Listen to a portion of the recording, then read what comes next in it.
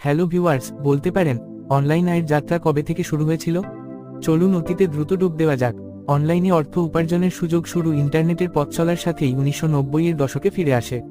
1994 সালে Jeff Bezos Amazon প্রতিষ্ঠা করেন, প্রাথমিকভাবে একটি অনলাইন বইয়ের দোকান, যা একটি বৈশ্বিক ই-কমার্স জায়ান্টে পরিণত হয়েছিল।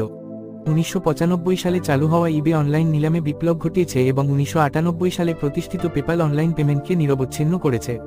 2000-এর দশকের গোড়ার দিকে ব্লগ এবং ইউটিউবের উত্থান দেখে বিষয়বস্তু নির্মাতাদের জন্য তাদের আবেগকে কাজে লাগিয়ে ইনকামের দরজা খুলে দেয়। আজকে দ্রুত এগিয়ে ইন্টারনেটের বিবর্তনের জন্য সোশ্যাল মিডিয়ার প্রভাব থেকে শুরু করে ফ্রিল্যান্সার কাজ পর্যন্ত অসংখ্য সুযোগ বিদ্যমান। তো অনলাইন আয়ের যাত্রা কয়েক দশক আগেই শুরু হয়েছিল এবং প্রতিদিনের পরিধি বাড়ছে। ডিজিটাল বিশ্বের আরও অজানা ইতিহাস সম্পর্কে জানতে আমাদের চ্যানেলটি সাবস্ক্রাইব এবং ফলো করে রাখুন।